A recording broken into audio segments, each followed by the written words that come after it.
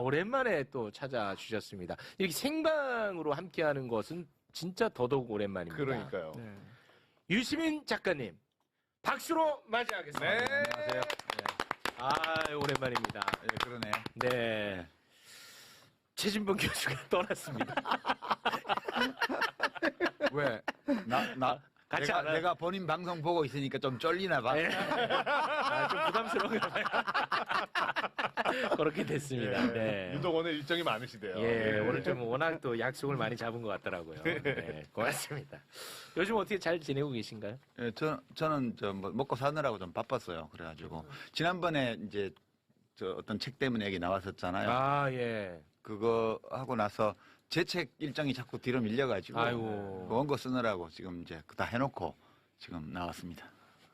그걸 다 끝내셨어요? 예, 유럽 도시기행 3권 이제 교열 작업까지 다 하고 예, 오늘 저녁에 이제 교정기 넘겨주면 완전 끝나는 날이라 근데 방송 보다 보니까 매불쇼의 네, 최욱 씨와 많은 씨. 분들이 이 시사 스트레스 이런 아니에요. 이 세상 일로 인한 스트레스에 많이 시달리시는 것 같아서 아닌데. 예, 이제 스트레스 해소를 위한 상담 이런 걸 한번 나가서 하면 좋지 않을까 이런 생각이 약간 있던 차에 연락 오고 이래서 왔어요. 네. 나 괜찮은데. 괜찮아? 거짓말. 정말 시기적절하게 나와주셔서 대단히 감사합니다. 뭐든지 나무로 방울 다 해결해 줄게. 네, 울 뻔했습니다. 네. 자, 그러면은 어떻게 우리 강성필 부대변인님? 네. 네. 네. 행복하시죠? 너무. 왜 이렇게 쭈그러들었어? 너무 벅차서. 너무 벅차서. 네. 벅차요. 자유롭게 대화에 예. 함께 해주시면 좋겠습니다. 네. 종편수계 아니야? 네.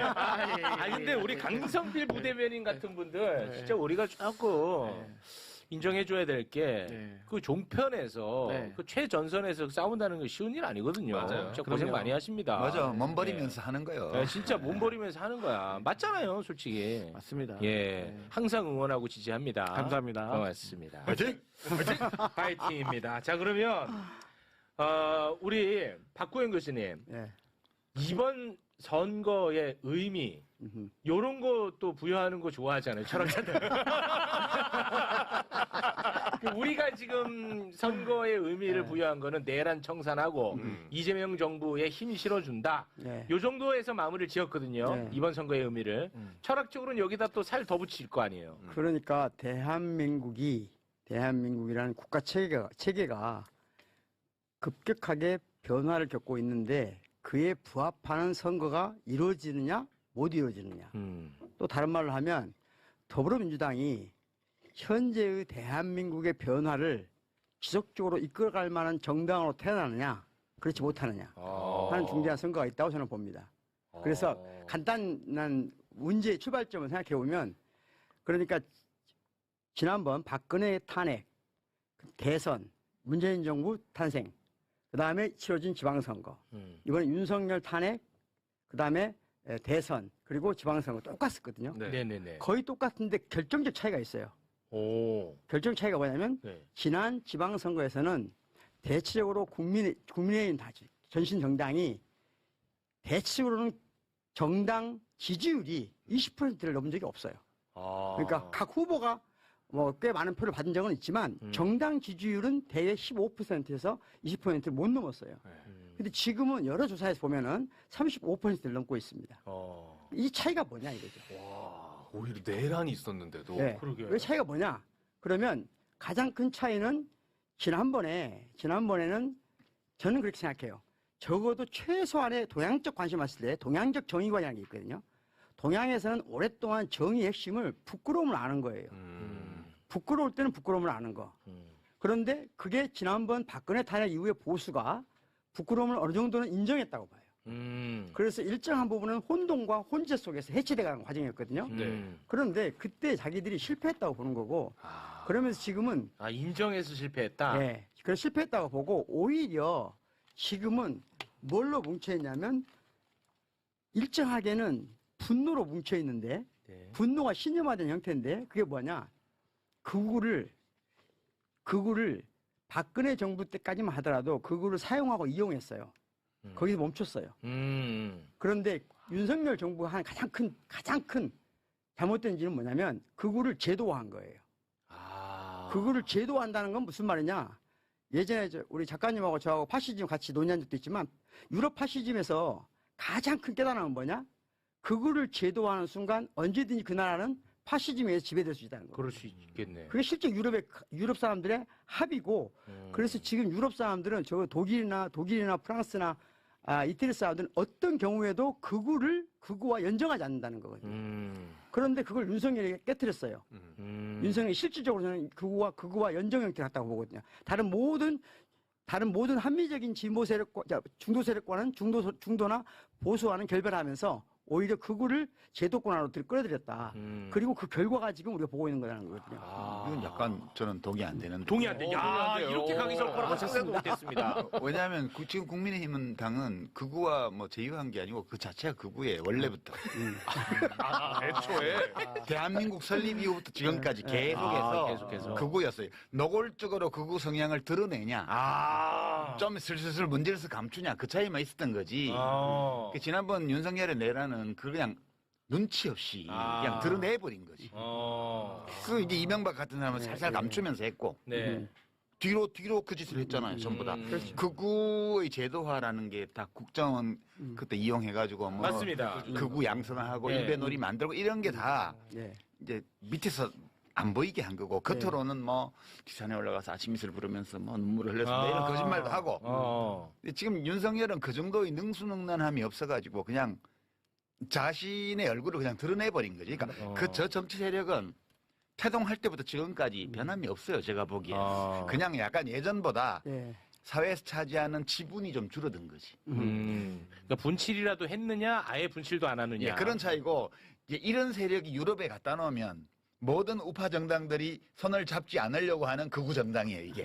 이게 대한민국이 그걸 우리는 받아들여야 돼요. 그 부분에서 네. 약간은 제가 이제 의의가 있는 것은 이렇게 보는 의의가 있는 것은 뭐냐면 아니 한마디만 더 붙이고 저처럼 생각해야 마음이 편해. 마음이 편하다. 원래 그래요. 이렇게 생각하면 특별히 지금 국힘당이 하고 있는 저 행태에 대해서 뭐 내란 피의자 공천하고 이런 거에 대해서 미치겠어요. 우리 박고영 선생님처럼 생각을 하면 쟤들이 왜 극우를 끌어들이지 제도화하지 큰일 났어 화나 막 이렇게 되잖아. 네. 그러면 안 돼요. 그러면 원래 저런 애들이야. 안 그래도 저는 진짜 그 부분에 대해서 굉장히 스트레스를 많이 받는 사람이거든요. 네. 내란 일으켰어. 그리고 심지어 이재명 정부가 너무 잘해. 그러면 너무나 당연하게도 국민의힘이 완전히 쪼그라들 거라고 난 생각했어. 네. 근데 지금 뭐 선거가 다가오면 다가올수록 뭐 결집한다는 얘기 나오고 하니까 제가 아주 돌아버리겠거든요. 그걸 받아들여야 돼. 현실을 받아들이지 않으면 그때부터 정신의 고통이 시작되는 거야. 제가 좀 그런. 그러면 한국의 극우를 지지하는 집단도 다른 유럽이라든가 이런 부분에 비해서 우리가 많다고 생각을 해야 되는 건가요? 그건 어떻게 구분을 해야 되는 거예요? 그렇죠. 많이 있으니까 그 아니, 상세력이 있는 거지. 약간의 이게 복잡한 문제긴 한데 네. 여기서 뭐 학문적인 논의할 건 아니잖아요. 네네네. 그러니까 그 큰일 조금 납니다. 단순화시키면 네. 그러니까 저는 극우적인 양태를 보이는 것하고 속성 자체가 극우인 건 다르다고 생각해요. 그런데 무슨 말이냐면 독재는 극우인가? 그렇게 생각하면 독재도 극우로 보면 극우죠. 근데 독재가 극우라고 저는 생각하지는 않거든요. 그러니까 박정희가 극우주의자는 아니라고 생각해요. 권위주의자지. 그러니까 권위주의하고 극우는 다르다고 보는데 그것이 뭐냐면 권위주의자가 극우를 사용하고 이용했다고 저는 보는 입장이에요. 그런 입장이고 저는 박정희 대통령이 극우라고 보는데. 저는 이제 그걸 좀 다르게 보는 자체가. 입장이에요. 박정희는 권위주의자이고 권위주의자가 극우를 적절하게 활용하고 이용하고 사용했다. 그런데 지금은 제가 보기에는 지금은 국힘은 극우가 지배하고 있다. 실제로 이념적으로나 그러고 그 큰 차이가 뭐냐면 아까 말씀드린 것처럼 정의관 자체가 다르다는 거예요. 기존의 정의관은 어쨌든 우리가 일반적으로 이해할 수 있는 정의관을 부정하는 형태는 아니었어요. 근데 지금은 내란에 대해서조차도 부끄럽게 여기지 않고 오히려 피해의 서사로 분노로 뭉쳐있다는 거예요. 참 미치겠어요. 이런 점에서 조금 차이가 있다. 네. 저는 그렇게 보는데 뭐 그게 중요한 문제인지는 모르겠지만 네네네. 일단은 그렇게 본다. 그 중요하지 않은 문제이기 때문에 네, 그렇죠. 그냥 우리 마음이 편한 쪽으로 생각해요. 편한 쪽으로. 그렇게 오케이. 저처럼 생각하면 네. 훨씬 마음이 편해요. 아, 그렇구나. 근데 실제로 이번에 내란과 관련된 후보자들이 엄청 많아요. 네. 참여연대가 요거를 좀 정리를 했더라고요. 그거 한번 좀 볼까? 이렇게나 많아. 야, 몇 개 한번 좀 소개를 해봐. 이게 가당키나 한 나라냐는 거예요, 저는. 그러니까 스트레스가 없을 수가 없습니다, 제가. 내란 중요임무종사 혐의로 기소된 후보 추경호, 김현태 있고 와. 내란 또 윤석열 비호하거나 옹호, 이정현, 이장우, 김영환, 김태규, 이용, 이철호, 박민식, 안태호, 김석훈, 뭐 고기철, 오세훈, 김두겸, 이진숙, 박형준, 박완수, 김진태 이 외에도 하여튼 25명이고 그렇습니다. 대표적으로 이거지 그 밑에 시의원, 구의원까지 하면 훨씬 더 훨씬 많을 더 겁니다. 많아. 그러니까 내 말이 맞는 거예요. 그 사람들이 극우와 제휴를 한 게 아니고 저 당은 자체가 극우라니까. 어. 그러니까 이렇게 이런 사람들을 후보로 막 각급 후보로 선거 후보로 공천하는 게 잘못 해서는 안 될 일을 한 게 아니고 그들로서는 할 수밖에 없는 일을 한 거예요. 아, 받아들여. 받아들여. 네. 원래 그렇구나. 그래 왔다. 네, 쟤들은 원래 그런 애들이야. 근데 많이 약해졌잖아. 약해진 건 맞아요. 네. 근데 그 지금 뭐 또 계속해서 결집한다 그러고 굉장히 지금 나오는 여론조사를 보면 점점 붙거나 저는 역전당하는 경우도 약해진 건 있고. 확실하다고 보고요. 아, 약해진 건 맞아요. 약해진 것도 확실하고 기울어진 운동장이 우리 쪽으로 와 있는 것도 확실하다고 생각해요. 다만 그게 상당히 위험한 신호라는 거거든요. 말하자면 지금 범민주 진보 진영이 건강한 방식으로 다양성을 키우는 체계인가? 무슨 말이냐면 국힘이 저렇게 멸망한 데는 제가 보기에는 유사성, 동일성으로 꼭꼭 뭉쳐 있었다고 보거든요. 그런데 지금 민주당이 과연 이 다양성을 어떻게 어떤 방식으로 앞으로 이끌어 가려고 하는가? 다양한 세력들을 하나의 세력으로 만들려고 하는가?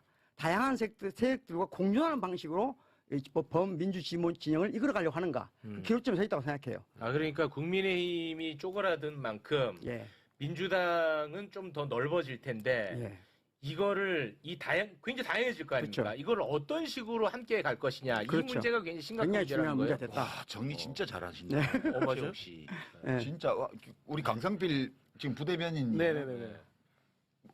그런 문제 고민하고 있을 거 아니에요, 민주당 분들은. 그렇죠. 근데 저는 방금도 여쭤보고 싶었던 게 그러면 그 구구가 좀 줄어들고 있는데 왜 20대 이 젊은 사람들은 구구 보수가 늘어나고 있는지 사실 우리가 여론조사를 돌릴 때마다 계속해서 이 젊은 층들이 오히려 더 4.19나 5.18 보면은 더 젊은 사람들이 분노하고 거기서 대항을 맞아, 해야 되는데 그래왔지. 왜 지금 이렇게 반대되는 형상이라는 전 그게 그 궁금해요. MB가 뿌린 씨앗이잖아. 논점 일탈 하지 말고. 아, 논점. 그건 제가 민주당 분위기 어때? 이 문제 지금 최욱 씨가 정리한 이 문제 있잖아요. 네네네. 뭐 생각이나 해? 아, 왜 또 그렇게 아프게 하세요? 고민이나 하냐고. 제가 부대변인님은 그런 지위에 있지 않을 것 같고 아우, 무슨 네. 소리? 지금- 난 종편 수계들을 잘 보고 있거든. 네. 민주당을 대표해서 나눈 종편 출연자들을. 네. 저분들의 말 속에 저는 민주당 당원도 아니고 그 내부 사정을 모르니까 무언가 그들이 이 고민하는 문제들이 좀 비쳐 나올 거다라고 이렇게 기대하면서 이렇게 좀 이렇게 보고 있는데 본 잠정적인 결론은 고민이 한 개도 없구나. 그런 잠정적으로 그런 느낌을 받았어요. 어때요? 아니 저희도 철학적으로나 뭐 당연히 고민하죠. 다만 저희 같이 이제 부대변인단이나 뭐 마치 방송에 나오시는 분들은 이 현황과 관련해 가지고 팩트로 저희가 검증을 하고 싸워야 되는 그런 입장이 있어서 그럼 그런 매일같이. 것들을 말할 수 있는 심도 있는 시간이라든가 기회나 그게 조금 부족한 면은 있다. 아. 그러니까 이 문제가 저는 지금 평택 선거에서 드러난다 보거든요. 아유, 그것 또 때문- 평택이야. 아니 그것 때문에 핵심. 지금 이 문제 문제가 때문에 평택 선거에 집약돼 있다고 아니 저는 생각해요. 그러니까 이 문제 때문에 사람들이 마음이 불편해. 그렇습니다. 그러니까 이 질문에 대해서 민주당 쪽이 명확한 답을 주지 않더라도 저 답을 가지고 있구나. 그리고 대충 그 답은 이런 것 같아라고 짐작할 수 있으면 사람들이 마음이 편해. 자, 그러면은 뭐 근데 그거 안 느껴지기 때문에 저는 지금 지방선거를 보는 모든 그런 시각들이 네. 불편함이 묻어 있는 거예요. 지금 걱정이 묻어 있고. 자, 그러면 그 얘기 할게요. 안 그래도. 그래. 아니, 그러니까 저는 진짜 이것과 관련해가지고, 솔직히, 궁금한 게 되게 많아요. 저는. 그런데, 요거 일단 하나만 확인하고 갈게요. 여기 계신 분들. 다 똑똑하신 분들이니까. 댓글상으로는 굉장히 뜨겁잖아요. 평택을이. 네. 근데 실제 대한민국의 그냥 많은 국민들도 이 현상과 이 사안에 대해서 이 정도로 뜨겁게 관심을 갖는 건 맞아요? 관심은 있죠. 아, 그거는 사람들이 맞아요. 표현은 잘 안 하는데 아, 그건 맞고. 관심은 많아요. 근데 이제 이게 이 평택을 문제는 그냥 하나의 상징적인 거고요. 평택을이 왜 저렇게 시끄러워 보이냐는 평택을 자체가 문제가 아니고 그 자체도 문제지만 지금 최욱 씨가 정리했던 그 문제 있잖아요. 지금 구조가 이렇습니다. 철학적으로 하면 복잡한데 그냥 외부의 적이 약해졌어요. 네. 그렇죠. 외부의 적이 약해지면 그 내부의 싸움이 생기게 돼요. 이게 좋다 나쁘다 따질 필요도 없고 원래 그런 거예요. 자연히 섭니다. 네, 그런 거예요. 외부의 적이 약해지면 내부에서 싸움이 일어나요. 근데 이제 어떤 정당이나 정치 세력이 얼마나 건강하며 어떤 희망찬 미래를 열 수 있는 주체인가를 판단할 때 외부의 적이 약해질 때 내부에서 권력 다툼이 일어나는 건 불가피하고 자연스러운 일인데 이거를 어떤 방식으로 해내냐 이걸 보면 그 집단을 알 수 있어요. 얼마나 믿을 수 있는지. 그러니까 최욱 씨가 아까 정리한 문제가 이 문제예요. 네. 뭐 추상적으로 얘기하면 다양한 세력을 어떻게 하나의 목표 아래에서 결속해서 서로 연대 협력하면서 함께 나아갈 것이냐. 공동의 선을 이루기 위해서 최대한의 역량을 발휘해 나갈 것이냐는 문제인데 지금 민주당에서 이 지방선거 본격 들어가기 전부터 벌어진 여러 양상, 작년 말 금년 초부터 이게 외부의 적이 약해졌기 때문에 내부에서 권력 다툼이 생기는 것은 필연적인데 이 권력 다툼을 어떤 방식으로 지금 하고 있는가를 보면 네. 너무너무 저열한 방식으로 이게 진행되어 왔어요. 그리고 평택을의 공천, 그다음에 평택을 선거가 진행되는 과정에서 드러난 조국혁신당과 민주당 사이 여러 문제 이런 것들은 그 반영이라고 나는 보는 거예요. 알겠습니다. 예. 저 작가님 진행의 효율성을 위해서 제가 불편하더라도 요 얘기를 먼저 하고 분석으로 들어갈게요. 그러죠. 네, 왜냐 댓글도 그렇고 이게 해결이 안 되면 뒤에 거를 들으려는 준비가 안 될 겁니다. 네. 네. 저와 또 가까운 분도 이런 얘기를 하더라고요. 뭐냐 유시민은 조국을 대통령으로 만들어야겠다라는 정답을 하나 만들어 놓고 그 정답 아래에서 논리를 개발해낸 것 같다. 그래서 평택을에 대한 목소리를 내고자 하는 거 아니겠느냐. 이런 이야기들을 하더라고요. 많이 나도 듣고 있어요. 많이 듣잖아요. 이거 아실 거 아니에요. 그럼요, 다 지금 알죠. 댓글도 이제 그런 의견들도 지금 네. 뭐 이게 다 전부라는 건 아닙니다. 의견이. 예. 요 부분을 먼저 말씀을 해 주셔야 이런 분들도 들을 준비가 될 것 같아요. 그러니까 이제 제가 그 뉴스공장에 나가서 그 문제, 지방선거 이후에 여러 상황을 감안할 때 조국이 되는 게 좀 낫지 않나? 이렇게 말을 한 거를 두고 제일 많이 나온 비평이, 그러니까 제가 뭐 어디 가서 뭐라고 비평을 한마디 하면 한 100명이 물어 뜯는 것 같아요. 그리고 한 10명 정도는 그래도 그게 일리 있지 않아요? 그 정도 얘기해 주는 것 같고. 우리 강성필 씨는 100명 중에 들어가나요? 10명 중에 들어가나요? 잘 모르겠는데. 아니 이러니까 최진봉이 안 하는 거죠. 네, 그거는 이제 그러니까 어떤 평이 제일 많냐 하면 네. 조국 지지 이렇게 하면 될 걸. 왜 쓸데없는 얘기를 갖다 붙여 그렇지. 이렇게 얘기를 하더라고요. 맞아요. 그러니까 그분 이제 그거 제가 어떻게 이해를 하냐 하면 네. 비평이라는 거는 비평가가 자기 자신을 어떤 대상에 투영하는 경우가 많아요. 지가 그렇다고. 그러니까 그 사람들이 어떻게 비평을 하냐면 난 누굴 지지해. 그리고 정해놓고 그 지지하는 이유를 갖다 붙인다고. 자기들이 그렇게 하기 때문에 나도 그렇게 했으리라고 주장하고 있는 거예요. 그런 경우가 많긴 네. 해 진짜. 그런 경우도 있고 안 그런 경우도 네. 있죠. 그러면 따져봐야 돼요. 그 사람이 네. 하는 말이 뭔가를. 네. 이게 지금 사실 좀 제가 기괴하다고 표현을 했는데 이상해요. 보통은 민주당 같은 큰 정당은 뭐 이렇게 국민 지지가 일정 부분 있는 정치인이 있으면 자꾸 데리고 올라오고 그래 원래. 우리 같이 해요. 여기 들어와서 해요. 거기 따로 있어하고 뭐 안 돼요. 이렇게 하는 게 그게 지금까지 봐온 우리 민주당의 모습이에요. 제가 옛날에 대선 후보 지지율 좀 나왔을 때도 같이 하자고 많이 들어와서 그랬거든요. 들어와서 해라. 제가 안 들어간 거지. 네. 그런데 지금 민주당은 이 사람을 못 들어오게 해. 지난번에 통합파동 때도 보면 나는 민주당에서 단 한 번도 상당한 정도의 국민 지지를 받고 있는 정치 세력 또는 정치인을 못 들어오게 하는 경우는 난 처음 봤어요. 이게 이상하다. 이상하다. 이거 뭔가 잘못됐다. 이렇게 생각한 거예요. 그래서 그 맥락에서 이 조국이라는 사람이 정치적으로 살아있는 것이 박보영 교수 얘기하신 넓어진, 그렇죠. 그러니까 저쪽이 외부의 적이 위축되면서 약해지면서 커진 이 내부와 주변 여기를 민주당이 중심이 돼서 포괄해 나가면서 대한민국을 잘 운영해 나가는데 중요한 문제 중에 하나인 것 같다. 이 판단을 저는 한 거예요. 그러니까 이 사람이 죽어버리는 것보다는 정치적으로 살아있는 게 낫다는 게 첫 번째 있고. 네. 그 부분 잠깐 제가 보완하면 유시민 작가님이 하시는 마음이 저도 비슷한 마음인데 간단하거든요. 저는 이게 이재명 대통령 똑같은 생각하고 있다고 생각해요. 무슨 말이냐면 지난 박근혜 탄핵 이후 우리가 무엇인가를 실패해서 윤석열이라는 괴물을 만들어냈어요. 그럼 무엇 때문에 실패했을까 하는 거거든요. 그중에 우리가 확실한 것은 무엇이냐. 저는 이렇게 생각해요. 범민주 진보 진영의 대선 정권을 재창출하려면 반드시 대선 후보가 많아야 됩니다. 지금은 그거밖에 답이 없어요. 지금 우리 선택할 수 있는 건 그 누구도 저는 유시민 작가님 마음속에 그 누구도 없다고 생각해요. 이재명 대통령 마음속에도 그 누구도 없다고 생각해요. 저도 그 누구도 없어요.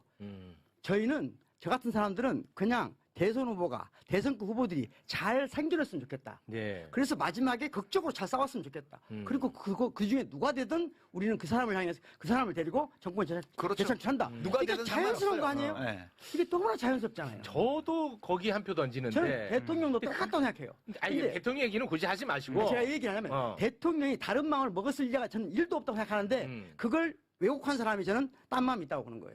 그러니까 이제 대통령의 입장은 우리가 뭐 나중에 따지면 되고요. 네, 그건 모르고. 예, 대통령의 견해가 뭔지는 별로 중요하지 않아요. 네. 그냥 우리가 그냥 객관적으로 흐름을 보는 거예요. 그런 건데 지금 보세요. 그럼 지난번에 탄핵하고 내란청산 정치 선거연합을 만들어서 49% 넘게 득표해서 이재명 정부가 섰습니다.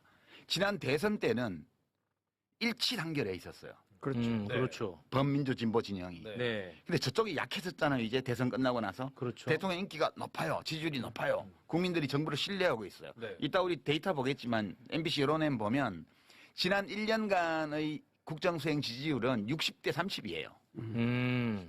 잘한다 60, 못한다 30. 크게 변동 없어. 네, 그 윤석열 때는 못한다 60, 잘한다 30이었어요. 정반대네요. 네. 네. 그렇게 돼 있는 조건에서 지금 지방선거를 치르고 있고 전국이 운영이 되고 있는데 이 상황에서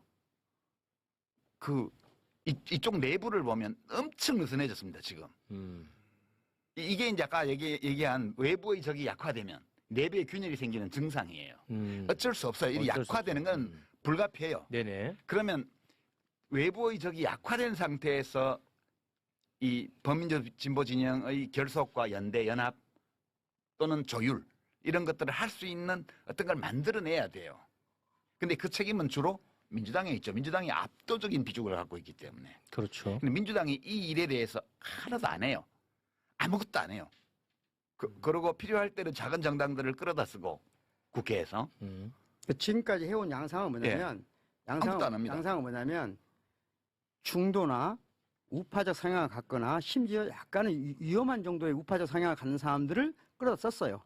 하지만 왼쪽 날개에서는 그 누구도 활용하지 않았어요. 예. 다시 안 말하면 민주당 밖에 있는 사람을 끌어들일 때 제가 보기엔 진정한 의미에서 연합정당을 하고 진정한 의미에서 미래를 위한다면 쉽게 말하자면 기본소득당이나 또는 그 밖에 뭐 진보당이나 그 밖에 다른 정당들이 사회민주당이 있잖아요. 네. 저는 조국당은 다른 문제라고 생각합니다. 그런데 그런 다양한 정당들의 다양한 인력들을 저는 최소한이라 써야 된다고 생각하거든요.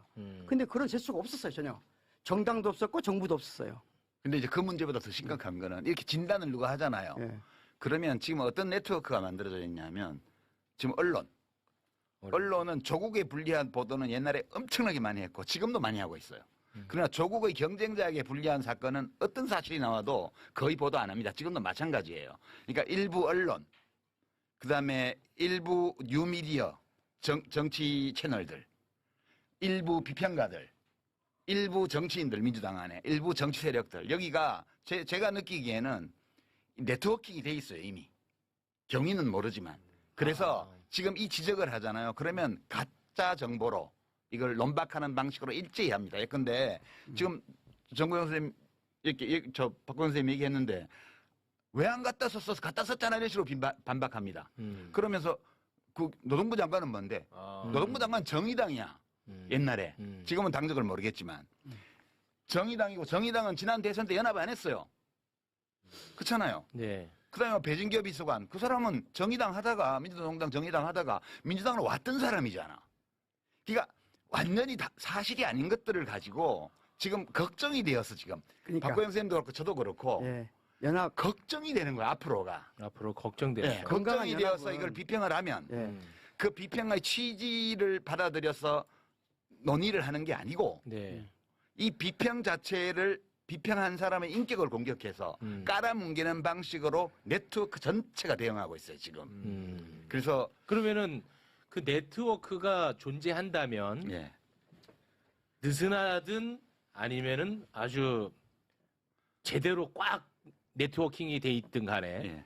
그들은 무엇을 위해서 그렇게 네트워크가 연결돼 있는 거예요? 그 지금은 뭐 제가 증거가 없어서 말은 안 하겠고요. 네. 그러니까 예컨대 그 한 6개월 전부터 문조털 내외로 묶어가지고 지금 공격하고 있습니다. 계속 인신 공격을 문재인 대통령 비하하는 것부터 시작됩니다. 문재인 대통령 비하, 조국 비난, 정청래 욕하고 이제 김어준 유시민 비방하고 이렇게 딱 묶어져 있어요. 이게 저는 무지무지하게 조직적으로 지난 6개월 동안 진행돼 왔다고 보고요. 네. 이게 그냥 그렇게 어떤 사람이 만든 사조직이 이렇게 하고 있다면 별 문제 아닌데 네. 민주당 안에 상당한 세력과 이게 엮여 있기 때문에 굉장히 민주당의 미래가 지금 불확실해 보이는 거예요. 이게 큰일 났다. 그러니까 그렇게 간다면 무언가 어마어마한 목적이 있어야 될 거 아니겠습니까? 그 내부의 권력 다툼이라고. 권력 그러잖아요. 다툼을 보시는 거예요? 자연스러운 건데 그 자체는 이 방식이 이상해요. 얼마나 자연스럽냐면 이게 제가 이렇게 아주 극단적인 예를 들을게요. 사회주의 혁명이 성공하고 모든 세력이 척결된 일당체가 된단 말이에요. 그러면 그때 가장 폭력적으로 변합니다. 그렇죠. 당 내부가. 언제나 그래요. 그러니까 지금 우파가 극우화되면서 저는 약해지다 보니까 범민주 진보 진영 내부가 지나치게 폭력적이에요. 그렇죠. 무지하게 폭력적입니다. 네, 지금. 이게 너무 지나칠 정도로 폭력적이에요. 무슨 말이냐면 마치 뭔가 죽일 것처럼 다 인격을 너무 쉽게 다 야단해버려요. 아니 전임 대통령에 대해서도 이런 식으로 우리 민주당 범민주 진보 진영들이 대통령에 대해서 조금 마음에 든고 안 들고 있는 부분이 있는 건데 그렇죠. 그런 거 인격적으로 살인해버려요. 이런 일은 없었어요. 근데 이런 일이 왜 생겼냐? 저는 첫 근본적인 원인은 우파가 극우화되고 우리 내부가 너무 펑퍼짐해졌다. 그런데 이때 가장 중요한 문제는 뭐냐? 우리가 이 다양성을 어떻게 관리하고 어떻게 이끌어갈 것인가에 대한 저는 합의가 있어야 한다고 생각해요. 합의 과정이 필요하다고 보고 숙고가 필요하다고 봐요. 근데 그 문제에 대한 숙고가 없이 권력 싸움을 한다. 그게 너무 지나치다. 자, 어찌됐든 두 분은 이 상황이 걱정이 돼가지고 그렇죠. 말씀을 하시는 네. 거라면 저는 6개월 전부터 계속 말씀하셨죠. 네. 그 굉장히 그 같은 맥락 속에서 말씀을 계속 하신다는 걸 제가 느끼고 있는데 그렇다면 그거를 잘 설득하는 것도 굉장히 중요하지 않습니까? 그렇죠. 근데 지금 설득은 잘 안 되는 것 같아 보니까. 설득 안 돼요. 안 돼요? 예, 굉장히 지금 양상이 폭력적이고 제가 이제 하나 단서를 달겠는데 이번 이제 오늘 저게 시작됐습니다. 사전 투표가. 그렇습니다. 그러니까 지금 내란청산 정치연합을 유지를 해야 돼요. 지금. 그래서 유력한 후보는 다 지금 민주당 후보들이에요. 광역단체장 포함해가지고 웬만한 시군구 단체장 후보들은 다른 당 후보들이 될 때가 호남 빼고는 없습니다. 호남의 일부 지역에서 조국혁신당 후보들이 뭐 경합하고 있다 그러고 나머지를 제외하면 거기를 제외하면 나머지는 지역구 후보는 민주당 후보밖에 없어요. 사실상 99.99%. 거기를 투표를 해줘야 돼요. 그렇죠. 네, 거기를 투표를 해서 그 지난 대선의 지금 연장전이거든요. 이게 2라운드예요, 지금. 지난번 네. 대선이 1라운드 내란청산. 지금 지방선거가 2라운드고 2년 후에 3라운드 총선이 또 있습니다. 그러니까 1라운드 연합을 2라운드에서 유지해야 돼요. 강화할 수 있으면 강화하고. 그렇게 해서 표를 다 찍어줘야 됩니다. 나와서 투표해야 되고 민주당 후보에게 표를 찍어서 국힘 후보를 떨어뜨려야 돼요. 이게 지금 내란청산 2라운드이기 때문에. 그렇죠. 그런데 민주당에서는 그것만 하라는 거야, 지금. 유권자들 보고. 누구를 내든 어떤 함량미달 후보를 내든 어떤 문제 있는 후보를 내든 우리가 후보 냈으면 잔소리 하지 말고 이 국짐 제로의 대의에 동참하는 자라면 다 우리 후보를 찍어줘야 돼. 너네 당원들 중에서 딴 당 후보 지지하면 징계할 거야. 이런 식의 폭력적인 은사를 당 조직에서 막 내고 있습니다. 이거 저는 적신호라고 봐요. 그래서 유권자들은 구분해야 됩니다. 지금 옛날 같으면 화나서 나 탈당해. 절대 탈당하면 안 되고요. 어느 당이든. 그 당에 몸담고 있으면서 그거는 나중에 바로잡으면 돼요. 선거는 이 내란청산 선거연합의 승리를 담보할 수 있도록 최대한 투표를 하시고 그죠?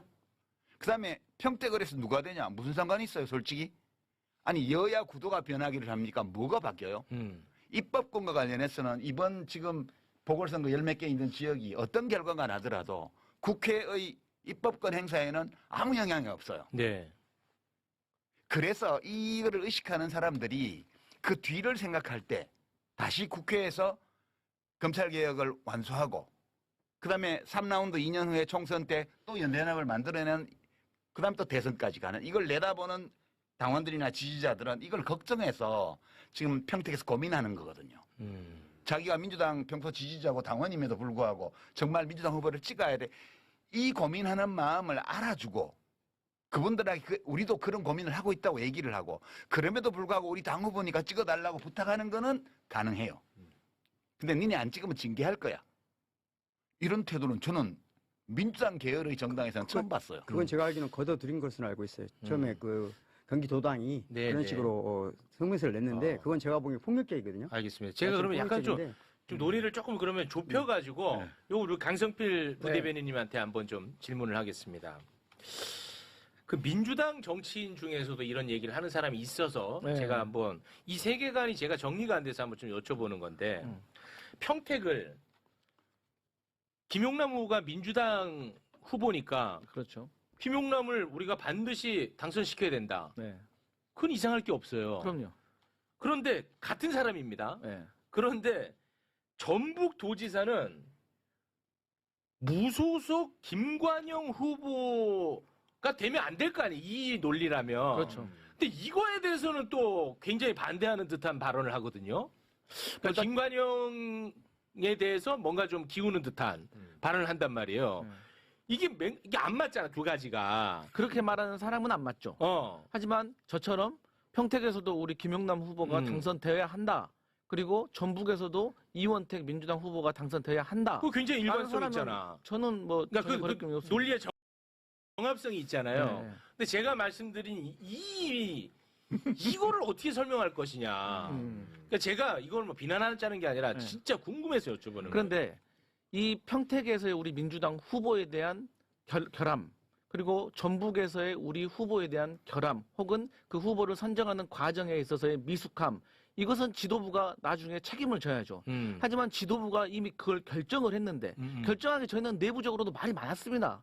이게 맞나? 이 사람이 맞나? 하지만 지도부가 당대표가 결정을 해버렸으면 뭐 다른 당원과 지지자들은 다른 얘기를 할 수는 있겠지만 최소한도로 당직자 혹은 민주당의 명함을 달고 방송에 나가는 사람들은 그렇지. 거기에 대해서 반대되는 말을 한다는 것은 그렇죠. 좀 당직 내려놔야죠. 부 대표님부터 책임지셔야 되겠네. 부 네. 대표님부터. 네, 뭐 어쩔 수 없는 거죠. 당직 그러면. 내려놓고 당기 내려놓고 아니 그 말씀 당기 내려놓고 해야 되는 거 아니에요? 네, 아닙니다. 제가 그러니까 일관성을 말하는 아니, 정파적인 건 거죠. 좋은데 네. 정파적일 수 있죠. 당연히 모든 정치인들은 정파적이니까 정파적일 수 있어요. 그런데 이 우리 같은 사람은 지금 정파적이지 않단 말이에요. 네. 정파가 없어요. 범민주 진보 진영이 건강하게 성장하게 바라는 뿐이에요. 그런 관점에서 얘기를 하는 때 예를 들자면 이 문제에 관해서 자 저는 대부업이나 또는 사채업자가 우리 공동체 구성원이라는 걸 인정합니다. 첫 번째. 그러니까 우리 공동체 구성원일 수 있다고 인정해요. 그런 의심을 받거나 그런 내 가족 중에 할 수 있다고 생각해요. 아니, 대법 자체는 불법이 아니고. 아니 제 가족을 할 수 있다고 생각해요. 예. 그런데 그 사람을 우리의 대표로 내세운 상징적 대표로 내세운 것에 대해서는 불편하게 생각할 수 있어요. 즉 그 문제를 제기할 때 당이 어떤 태도를 취해야 되냐 문제예요. 그렇지. 그걸 물어보는데 우리 그걸 엉뚱한 식으로 이 전략적으로 말할 게 아니고 이 문제에 대해서 상의해 보자는 거예요. 당원들은. 그런데 그러면 여기는 반대편이 되니까 응징하겠다? 이거 굉장히 잘못된 거죠. 우리 아까 말했잖아요. 다양성을 어떻게 수용할 것인가. 그럼 정당 내부에서 다양성의 범위까지가 어디까지인가. 저는 정당 원이 된다는 거 김영남 전 의원이 후보가 더불어민주당의 구성원이 되는 것은 아무 문제가 없다고 생각해요. 그리고 선출직에 나가는 것도 아무 문제 없는데 그걸 당에서 알고 뽑았나요? 알고 그 사람 선출했나요? 몰랐죠. 몰랐겠죠. 몰랐으면 몰랐는데 우리 알게 됐어 지금. 네. 그럼 그거 어떻게 할 것이냐 이게. 그 문제에 대해서 논의해보자는 거잖아요. 그러니까 당의 사무총장이 소명이 다 됐다 이런 식으로 말을 하는 거는 제가 그거는 정말 당원 주권에 대한 그렇죠. 도전이고요. 그렇죠. 아니, 제가 근데 사실 국민을 무시하는 거예요. 그러니까 제가 그럴 때 좀 힘들거든요, 저는. 근데 이게 워낙 이제 조불수 프레임이 강하게 걸려 있다 보니까 제가 이게 말하는 게 굉장히 조심스러워요. 근데 저는 그런 거에 대해서 그러니까 뭐냐면 하루 종일 조국 후보를 비판하는 거 저는 너무 가능하다고 봐요. 그러니까 민주당 입장에서는 너무 자연스럽고 너무 당연하죠. 그런데 그리고 김용남 후보를 지지하고 응원하는 거 너무 자연스럽고 당연하다고 봐요. 그런데 구체적 사안 이거는 전혀 설득력 없는 논리로 사람을 무시하듯 마치 그거를 의심하는 사람을 비판하는 사람이 틀린 것처럼 자꾸만 얘기하니까 돌아버리는 거예요, 저는. 근데 제가 좀 궁금한 점이 예. 자, 그럼 김용남 후보가 허점이 있다는 것을 우리 지도부는 모르고 공천을 했습니다. 근데 선거하는 과정 속에서 허점이 있다는 게 드러났습니다. 근데 그게 사실 지금 정말 진실인지 아닌지는 사실 지금 네. 당장은 알 의혹 수가 단계죠, 없어요. 의혹 자, 단계. 그러면 지도부는 네. 거기에 대해서 검증을 했을까요, 안 했을까요? 뒤늦게라도 이제 알아봤을 거 아닙니까? 우리가 공천한 김용남 후보가 문제가 있나 없나? 그러면 당에는 네. 뭐 당무 감사라든지 어떤 기능이 있습니다. 네. 그래서 그 기능에 있는 당직자들이 저는 최대한 빠른 시간 내에 얼마나 정확하게 했다고 담보할 수는 없지만 그럼에도 불구하고 절차를 지켜서 나름대로 지도부에 보고를 했을 거라고 생각을 하고 그 보고를 토대로 사무총장과 당대표가 정무적인 판단을 했을 거라고 생각합니다. 그 판단의 옵션은 첫 번째, 이거 심각하니까 우리 사퇴시켜야겠다. 혹은 이걸 가지고 지금 사퇴시키면 전체적인 선거에 영향 줄 수 있겠다. 그리고 본인들이 정치적으로 책임지겠다는 결단을 내렸을 거라고 저는 생각을 합니다. 네. 근데 이것을 일정 정도 한정된 지도부가 이걸 공론화를 시켜서 본인들이 고민할 수 있지 어느 정도까지 열어줄 수 있을까? 저는 거기에 대해서는 조금 의문이 있습니다. 고생하십니다. 고생하시는데 이건 그렇게 어려운 문제가 아니고요. 이게 이 선거가 지금 강승필 좋아. 이따 우리 그 데이터를 보겠지만 네. 전체적으로 지방선거가 예컨대 16군데 하는데 8대 8이다. 이렇게 아슬아슬한 상황이면 벌써 잘랐어요. 그렇죠. 지금 이건 뭐냐면 선거가 너무 여유 있어 지금. 이건 뭐 평택을해서 김용남 후보가 어떻게 되든 상관없이 전체 전황에 영향이 거의 없어요. 왜 없냐 하면 지금 민주당 후보를 찍으려고 하는 사람들이 영향을 받지 않아요 이거에. 평택을 민주당 후보가 무슨 사채업을 무슨 차명으로 했는지 안 했는지 했다 하더라도 그거는 거기 문제지. 이것 때문에 내가 민주당을 지지 안 한다는 거 이거 없어. 그럴 것 같아요. 그렇기 때문에 선거가 무지 여유 있어요 지금. 그래서 크게 경각심을 가지고 이 문제를 보지를 않아. 그러니까 내버려 두는 거예요. 예전에 총선 때 일을 들어볼까요? 총선 때 민주당이 이재명 대통령이 당대표 시절에 총선 치르면서 여러 우여곡절이 있었습니다. 네. 어떤 사람은 잘려나오고 어떤 사람은 네, 맞아요. 버팅기고 뭐 네. 옛날에 무슨 어디 기고한 무슨 글에 뭐 좀 험한 말을 했다 이런 걸 뭐 노무현 대통령 깐 적이 있다 뭐 온갖 거 가지고 다 이렇게 해서 후보를 교체하기도 하고 막 다 했습니다. 그럴 때 어떻게 하냐 하면 정당이라는 건 그렇습니다. 갑자기 몰랐던 사항이 팍 튀쳐나오잖아요. 네. 그러면 당사자하고 그 당사자를 당 지도부에 이렇게 연결해서 공천 과정에서 작용했던 정치인하고 막 수시로 통화합니다. 그리고 당사자를 불러갖고 사실이 뭔지를 물어본 다음에 어떻게 했으면 좋겠냐 물어봐요. 그럼 당사자가 보통은 저는 이거 억울한데 근데 지금 선거 임박해 있기 때문에 이거를 사실관계를 다투기 시작하면 당 전체가 계속 공격받을 것 같습니다. 그 제가 여기서 자진 사퇴하는 걸로 하시죠. 그리고 빨리 그 대안을 수습 국면으로 예, 가겠죠. 대안을 빨리 해줬으면 좋겠습니다. 이렇게 한 다음에 본인이 발표하고 당에서는 수용하고 그다음에 새로운 후보를 내고 이런 과정을 다 밟았어요. 근데 김용남 후보 이건 왜 안 되냐? 안 되는 거예요 이게 지금. 서로 간에 그 과거에 민주당의 후보가 어떤 문제가 불거져서 그것이 사실이든 아니든 간에 언론의 공격을 대대적으로 받기 시작하면 벌써 본인이 나 때문에 당이 선거에 지장을 받을 위험이 있다는 것 때문에 괴로워해요. 네. 그래서 본인이 물러나려고 합니다. 이 싸움은 내가 나중에까지 한 자연인으로서 내가 언론하고 뭐 다 해나갈 거다. 그러나 지금 당에 피해가 갈 수 있기 때문에 제가 물러서겠습니다. 이렇게 수습하는 게 199이에요. 근데 지금 이 건은 이게 통하지를 않아요. 이 스토리에는. 제가 상세한 내용을 아는 건 아니지만 이 커뮤니케이션이 김용남 후보의 경우에 작동하지 않아요.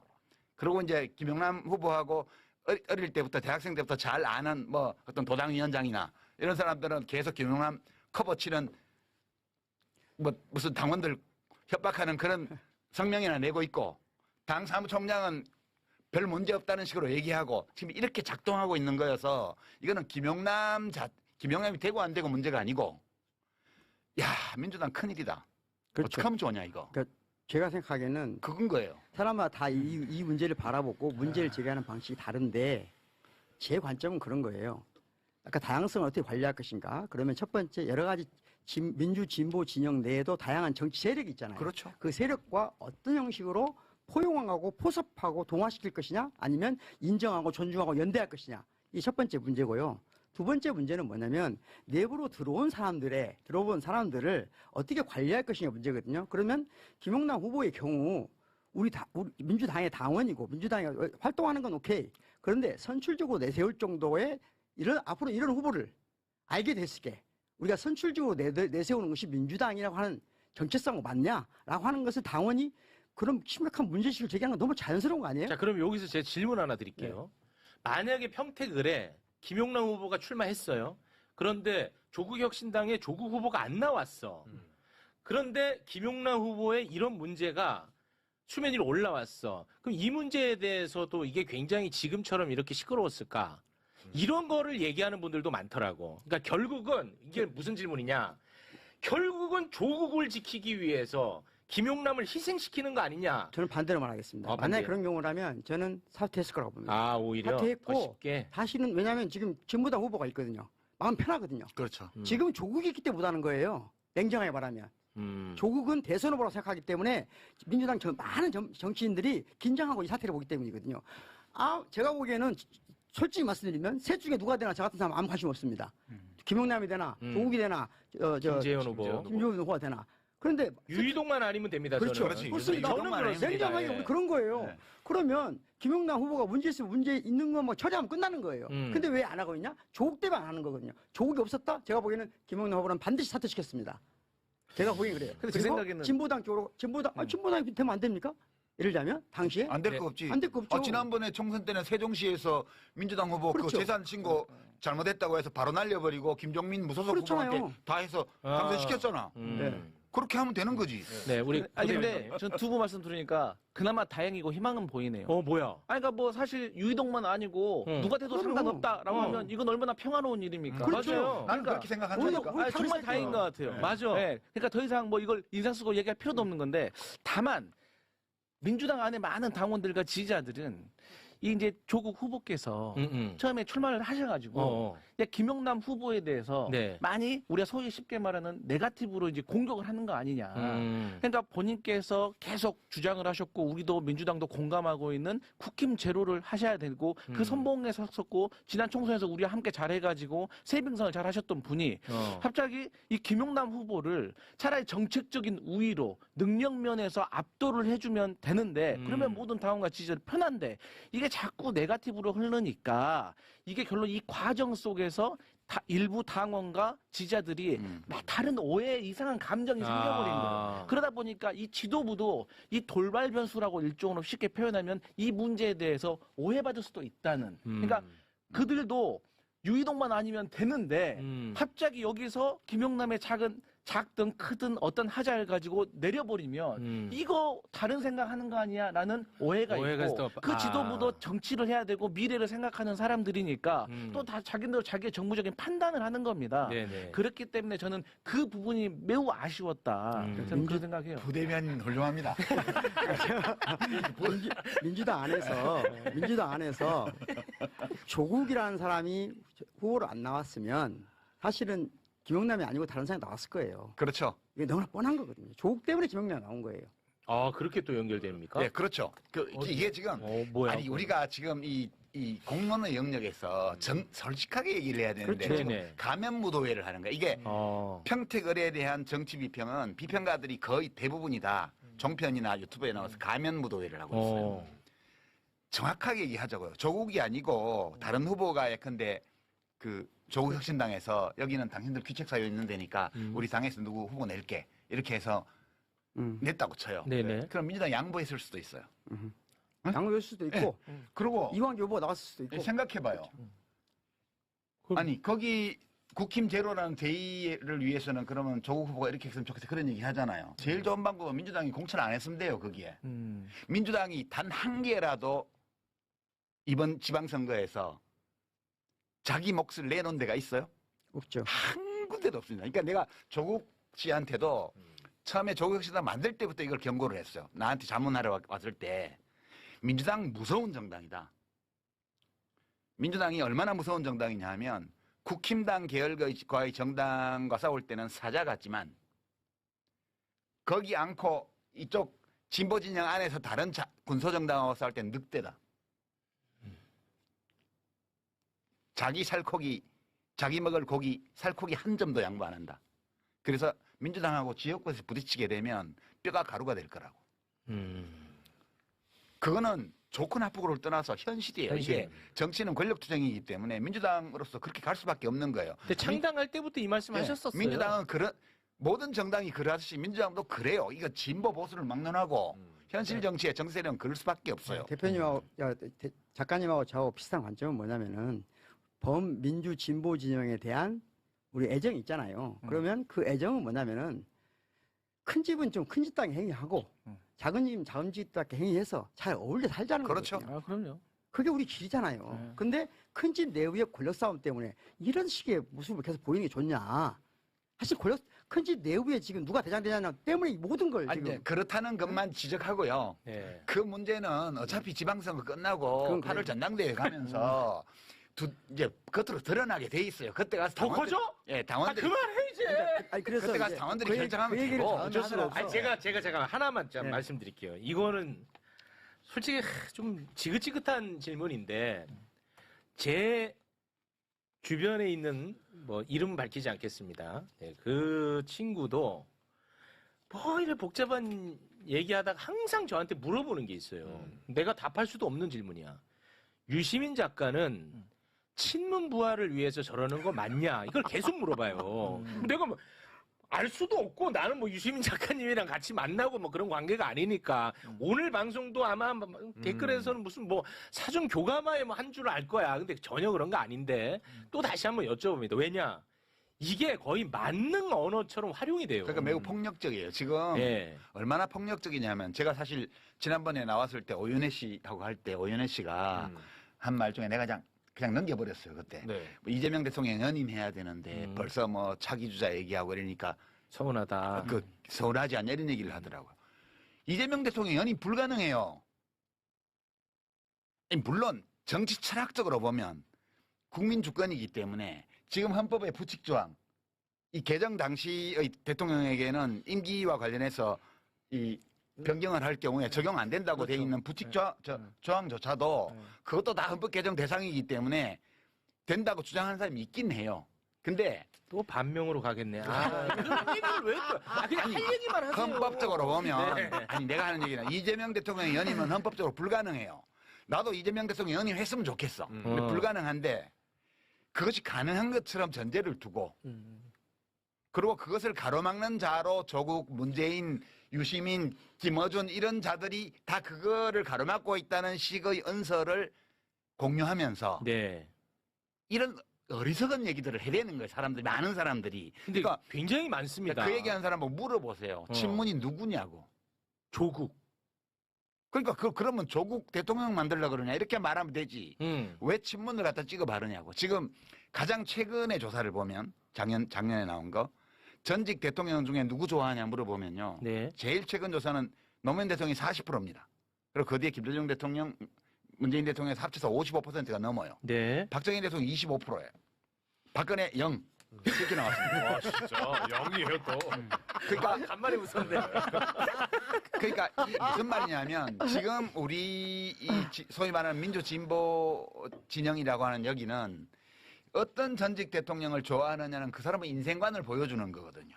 세계관, 철학을 보여주는 거예요. 그렇죠. 그러니까 이 세 분의 대통령에 대한 선호가 55%라는 거는 한국의 민주주의가 매우 안정된 기반이 올라 있다는 걸 의미하는 그렇죠. 거예요. 그러니까 여기가 연합해서 지금 민주정부를 계속 김대중 정부, 노무현 정부, 문재인 정부, 이재명 정부까지 이렇게 와 있는 거라고요. 네. 켜켜이 위에 쌓아가지고 시루떡 쌓듯이 쌓아가지고. 네. 근데 여기서 누구를 쳐내고 이렇게 이런 주장을 하는 자들은 네. 그 적진에서 온 간첩이거나 아니면 그냥 자기만의 정신 세계를 가진 독특한 사람이거나 아니면 내부 권력 투쟁을 위해서 진영을 폭파해도 괜찮다고 생각하는 자들이에요. 저는 저는 그렇게 생각해요. 고민을 많이 해봤는데요. 그러니까 답은 간단하거든요. 다시 말하면 앞으로 정권 재창출을 하고 범민주 진보 진영의 정책을 안정적으로 끌어가려면 세 분의 대통령을 지지했던 사람들이 항상 어떤 방식으로 연대해야 돼요. 그렇죠. 다른 길은 없어요. 그런데 지금 그 길이 아닌 길을 입 밖에 내는 분들은 이유는 딱 하나라고 생각해요. 저는 나쁘게는 보지 않고 이유는 하나 생각해요. 그냥 이재명 정부 때 이득을 많이 얻고 싶은 거예요. 저는 그 이상도 이유도 아니라고 생각해요. 그래서 그 사람들 제가 B라고 한 거예요. 그만해. 이게 참 이게 그러니까 이거는 다 우리가 뒷머리에 둬야 될 문제고요. 지금 오늘부터 시작된 이 지방선거에서는 그 지역구 후보는 지역구라고 해야죠. 지역구 후보는 각급 선거에서 민주당 후보뿐이에요. 네. 호남을 제외하고는. 사실상. 네. 달리 찍을 후보가 없어요. 네. 비례 후보는 광역 비례는 조국 혁신당도 좀 나와 있죠. 진보당도 나와 있고. 거기는 다른 선택을 해도 돼요. 그거는 마찬가지예요. 지금 경기도의회, 뭐 서울시의회 이런데 네. 민주당이 완전히 인천시의회 다 압도할 거거든. 거기에 비례대표가 민주당이 비례대표 다 먹는다고 해서 좋을 것도 없고 나쁠 것도 없어요. 네. 거기에 비례대표를 뭐 조국 혁신당이나 진보당이 몇 석 가져간다고 해서 나쁠 거 한 개도 없습니다. 그거는 사실 박보영 선생님 말씀하신 게 그건데 우리가 그 세 분의 대통령 또 현직 대통령까지 포함해서 네 분의 대통령을 가장 좋아하는 이런 유권자들이 하나로 뭉쳐서 전체에 이루면서 자기 의사를 표출할 수 있는 방법을 찾으면 돼요. 이미 많은 유권자들이 그렇게 하고 있고요. 네. 이제 오늘 그 사전 투표, 내일 사전 투표, 다음 주 수요일 날 투표는 그렇게 하고요. 네, 네. 이 일이 이렇게 시끄럽게 된 거는 그 이유 때문임을 우리가 이해를 하면 하고 있어야 된다. 그 다음에 때 되면 정리하면 되지 뭐. 네. 이렇게 생각하면 되지. 그거 가지고 스트레스 받아서 밤에 잠을 못 자고 저 잠 못 이러면 자요. 안 된다 이거지. 최욱 씨가 하는 아니, 거 있잖아요. 그럴 그게- 필요 없다는 거지. 평택을에 얼마나 강력한 에너지가 모여 있냐면 제가 김용남 후보 인생 전체를 비판한 게 아니에요. 이번 해명이 너무 이거는 우리를 좀 무시하는 해명이다. 왜냐하면 지금 차명 의혹이야. 그리고 현금이 오고 갔다는 녹취가 나왔어. 그런데 예금 거래 내역서를 올리니까 이거 우스꽝스럽다라는 정도의 비판을 한 겁니다. 근데 그러니까 사람들은 나를 바보로 아나 이렇게 받아들이는 거예요. 제가 그렇게 받아들이는 거예요. 그런데 최욱을 10년 동안 사랑했대. 그런데 김용남을 한 번 비판했다고 나에 대한 신뢰를 철회한대. 신경 쓰지 마요 그런 거. 아 이거 그러면 김용남을 한 20년을 신뢰했던 거야 뭐야? 나는 그러니까 에너지가 너무 강력하게 모여 있다는 거야 여기에. 그렇게 얘기하는- 사랑은 움직이는 거야. 그렇게 얘기하는 사람은요. 최욱 앵커를 10년 동안 사랑한 사람이 아니에요. 아니야 맞아. 그냥 레토릭인 것 같습니다. 8년 사랑했어요. 나를 사랑했다. 네. 사랑했다고 보고 앞으로 또 사랑할 거라 봅니다. 그러니까 내가 금사빠지 금사빠. 좀 힘들더라고 내가 이거를 참 사랑은 내가- 움직이는 거야. 어. 근데 제가 멍청한 질문 한번 네. 드리고 싶은데요. 제 주변에도 좀 있어요. 있어요? 그러니까 흔히 말해서 이 지금 얘기한 이 민주 진영의 어떤 연합, 연대 요런 거에 부정적인 어떤 시선을 보이는 사람들이 제 주변에도 있는데 네. 저는 좀 그분들하고 생각이 다르긴 합니다만 주장하는 요지를 좀 들어보면 자기네들도 나중에 어찌됐든 지금 일종의 권력 투쟁을 하고 있는 거잖아요. 근데 자기네들이 어떤 민주당의 어떤 당권을 잡으면은 그것이 결국에는 이재명 정부와 이재명 대통령의 성공을 위하는 길이다. 이른바 친문이라든가 또 친문 나와. 예. 흔히 말하는 전통 민주당 세력들이 정권을 잡는 것보다는 자기들이 당권을 잡는 게 훨씬 더 이재명 정부의 실용주의 노선 뭐 이런 거를 더 강화하는 그런 계기가 되는 어떤 그런 것이다. 뭐 이런 식의 맞아. 주장을 많이 많아. 하거든요. 예. 그렇다면 주장이 그런 주장은 어떻게 생각하십니까? 그 잡으면 돼요. 그렇죠.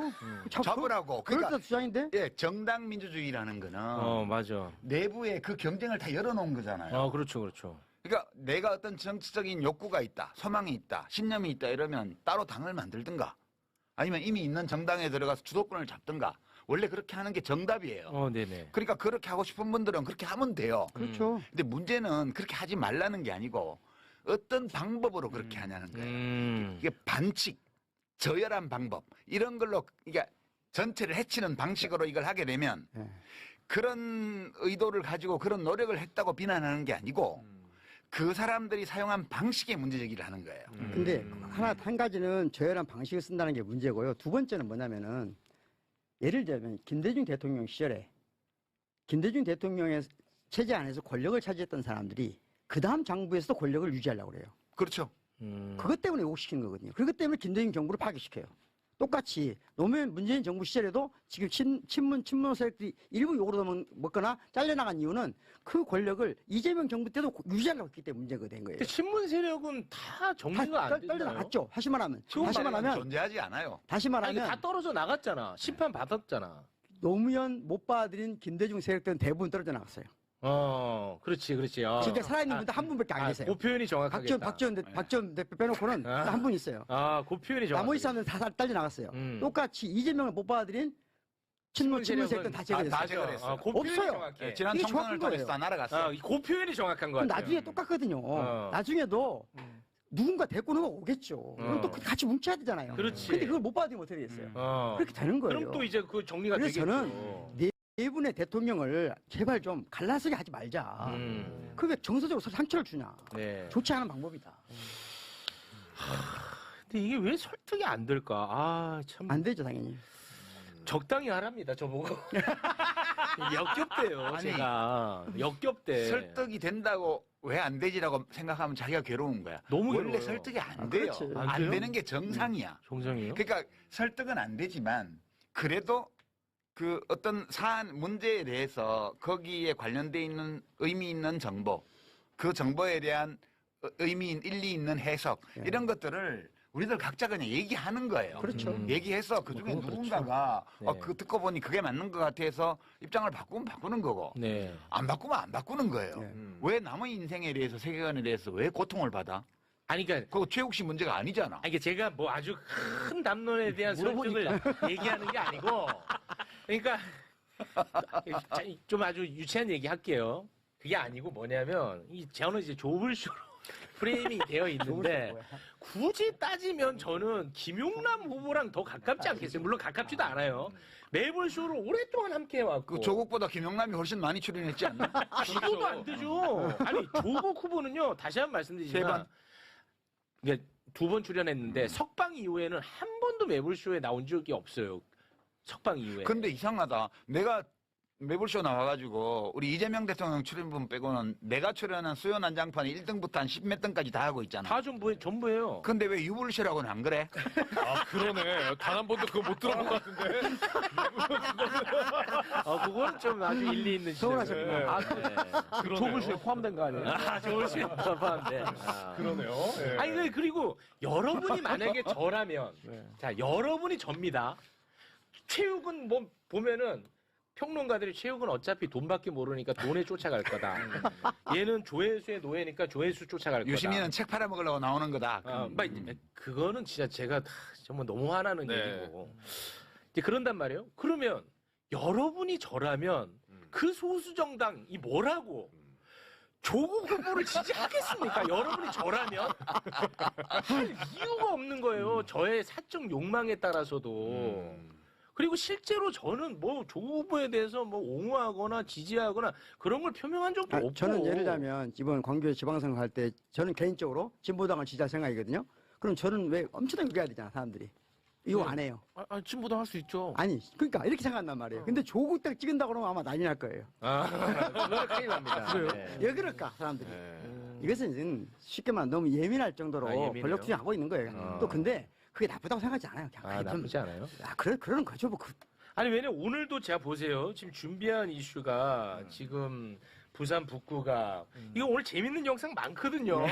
그런 거는 다른 데서도 많이 하잖아. 그러니까? 매불쇼는 매불쇼만이 하는 어떤 거. 그러니까 요런 이제 그 에너지가 맥락에서 좀 분산되는 것 조금 같아요. 재미는 없지만 한 가지는 꼭 말씀드리고 싶어요. 저는 그러니까 이재명 정부가 이전에 세 분의 진보 민주 진영의 어떤 정책을 유효받으면서도 패러다임 전환을 하는 게 있다고 보거든요. 맞습니다. 두 가지가 있는데 가장 큰 게 이제까지는 모두가 이 권력을 또는 모든 기구를 분산하자. 지역 자치를 좀 끼고 이 정도였는데 이재명 대통령은 확실한 건 뭐냐?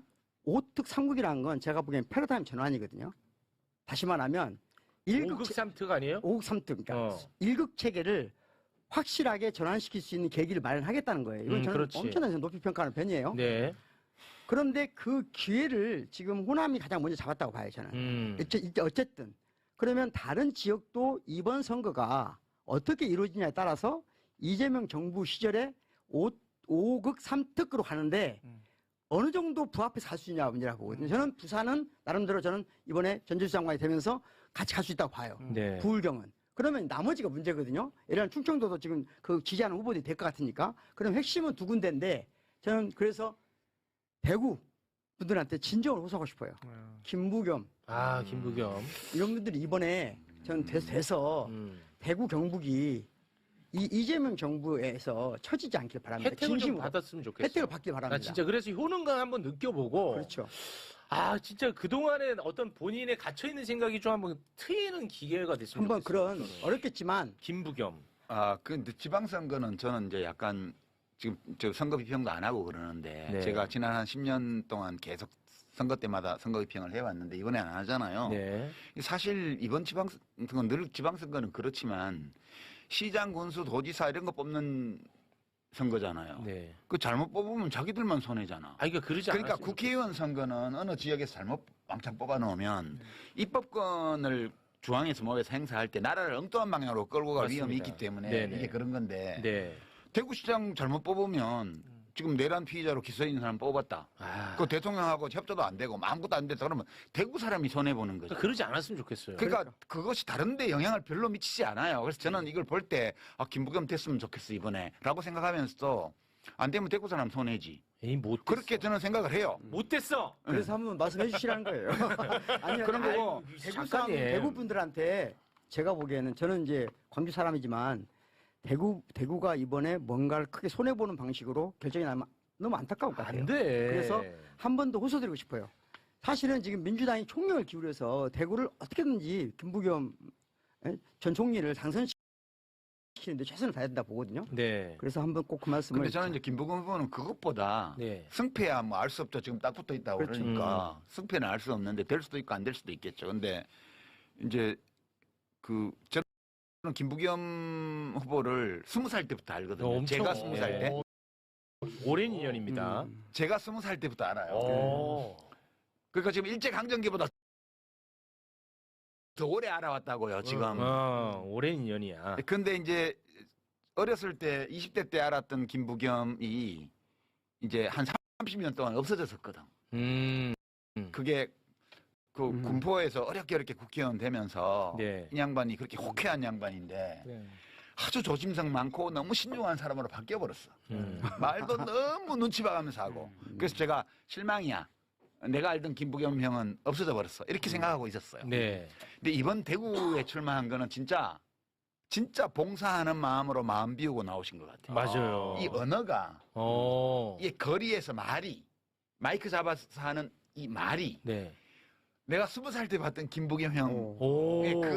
그 느낌이 확 살아나는 거예요. 제가 그거 보면서 그래요. 저 형님은 이번에는 진짜 완전 마음을 비우고 오로지 공적인 어떤 동기 그것만 100% 가지고 나오셨나 보다. 그러니까 이미 승패에 연연하지 않고 자신의 길을 가고 있어요. 저는 되게 아름다워 보이더라고요. 야, 저 형님 일제강점기보다 더 긴 세월이 지나서 드디어 옛날 모습으로 돌아오셨네. 저는 그런 거 보면서 혼자서 그냥 낄낄거려요. 이 형 오랜만에 만나네 이러면서. 너무 좋다. 이 결과까지 아름다우면은 뭐 금상첨화 아니겠습니까? 민주당에 조금 그 선거에 조금이라도 보태고 싶은 분들은 대구에 가서 또 대구에 전화하고 그래서 대구가 한번 변하면 저는 이재명 정부 시절에 이런 문제가 좀 극복되고 그래서 하면 너무 좋을 것 같아요. 그러니까. 그래서 다른 거 다 잘못돼도 대구가 되면 좋을 것 같아요. 저는 부산 북구갑에 워낙 관심이 많은 사람이라서. 예. 별로 관심 없습니다. 솔직히 저는 그래 관심 근데 없어요. 우리 죽고 사는 문제야. 이 종편숙에는 더 고통스럽거든 아니, 나보다. 아니 저기 윤석열 탄핵의 동지잖아 한동훈이. 그러니까 됐으면 좋겠지. 뭐라고요? 됐으면 그럼 아니요, 그건 안 되죠.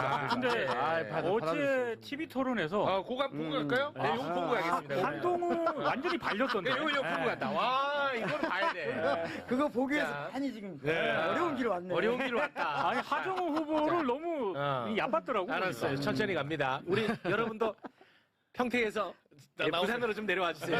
네. 평택 관련해서는 뭐 그 정도로 정리하고 사실은 뭐 평택에 국한된 이야기는 아니었던 것 같고 네. 앞으로에 대한 이야기를 했던 것인데 뭐 생각의 차이도 있습니다만 아무튼 진정성 있는 얘기. 아니 요 얘기는 또 제가 또 사족인지 모르겠지만 유시민 작가가 조국이 대통령 되면 뭐 하겠습니까? 이분이 무슨 공직에 나가려는 의도가 있는 것도 아니고 무슨 권력을 탐하는 분도 아니고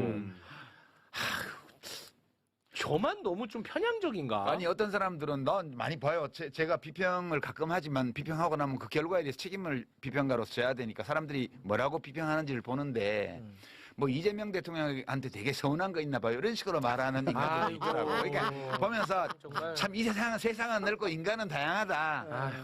어? 너무 자, 그런 소리 그만하시고요. 아. 이게 곽수산 씨가 한번 해줘요 가끔. 그런 거. 혹시 우리 그 강성필 부대변인님 오늘 그 평택 관련 지금 부산 북구 내려가야 되니까 네네네. 내려가기 앞서 이 정리 차원에서 네네네.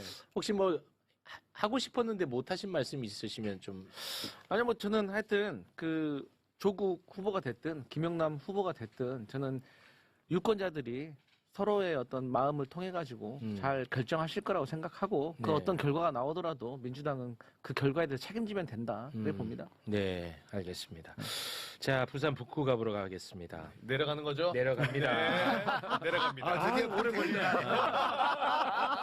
그 한동훈이 얘기를 안 할 수가 없어요. 저는 하정 후보가 당선되는 거 기쁘죠. 근데 한동훈 후보가 낙선되는 게 나에겐 정말 더 큰 이슈야. 나한텐 그래. 근데 한동훈 후보가 당선되면 국힘당은 폭탄 하나 떨어지는 건데. 저는 근데 그런 어떤 공학적으로 계산하기에는 네. 제가 너무 고통스러워요. 왜 고통스러워요? 한동훈의 그 마치 합리적 보수를 대변하는 듯한 모습, 그 상징성 같은 언론에서 그런 대우를 해주는 것, 그게 나를 장동혁보다 나에게 스트레스를 더 준다니까요. 이진숙보다 나는 한동훈이 스트레스가 더 커요. 저랑 다르네요. 달라요? 저는 이진숙이 만약에 의원 배지를 달고 국회 과반이 들어와서 설치 생각을 하면 나는 한동훈이 더 커. 제가 보기에 영역별로 그런 게 있는 것 같아요. 언론인이잖아요.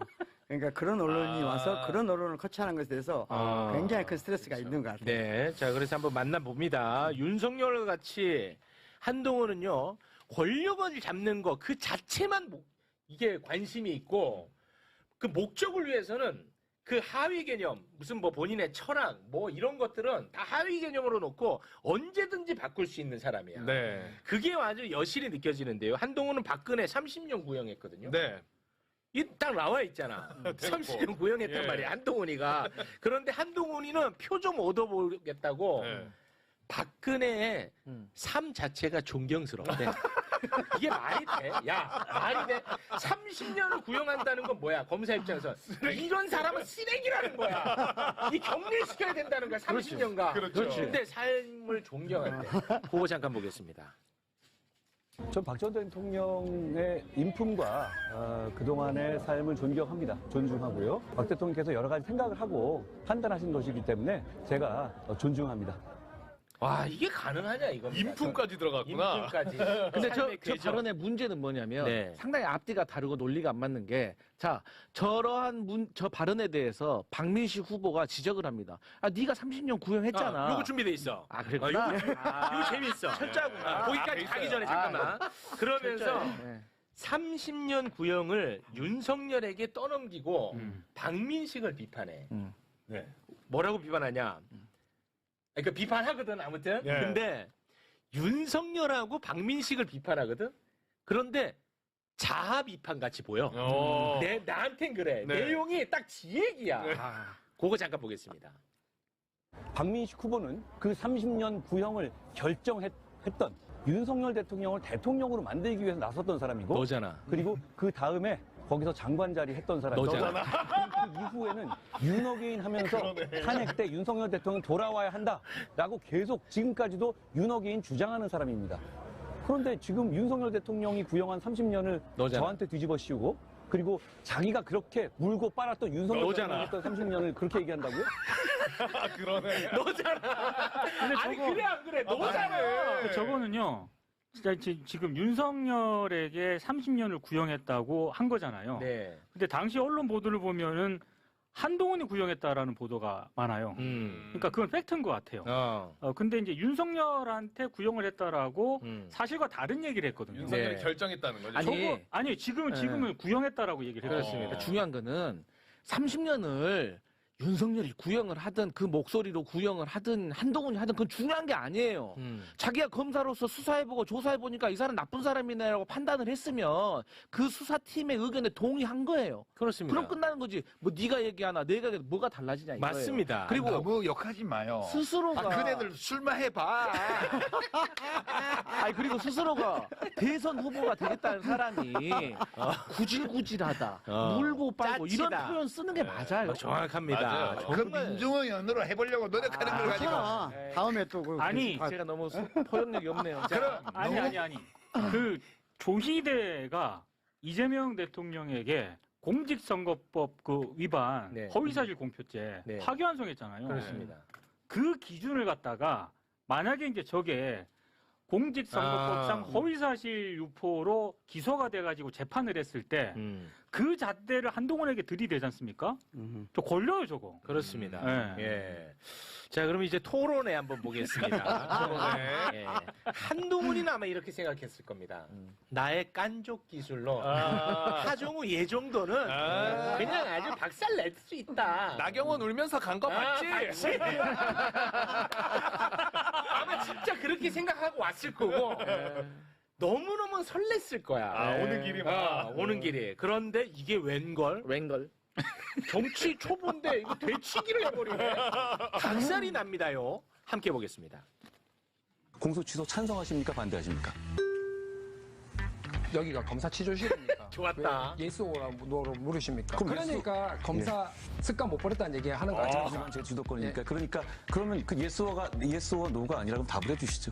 그래서 국회 가서 제대로 국민 의견 수렴하고 지금은 북부 주민들에게만 집중하겠다 말씀드리지 않았습니까? 지금은 선거 중입니다. 잠시만요. 그런데 부산 글로벌 허브 도시 특별법, 부산 시민 160만 명이 서명한 법안입니다. 여기에 대해서 이재명 대통령이 포퓰리즘이라고 제동을 걸었죠. 이재명 대통령 입장에 동의하세요? 실제로 지방주도 성장이라고 하는 새로 훨씬 더 좋은 기준이 나왔기 때문에 훨씬 더 좋은 법을 만들 수 있는 기회가 된다라고 봐야 되고요. 중요한 전재수 거는 의원이 잠시만요. 전재수 의원이 이 법을 30초 발의한 거 보장해 알고 주셔야 계시죠? 돼요. 잠시만요. 잠시만요. 주도권. 예, 보장해 주십시오. 좀 이따 보장해 드릴게요. 어떻게 보장하시려고요? 자, 전재수 의원이 바로 이 법을 발의한 거죠.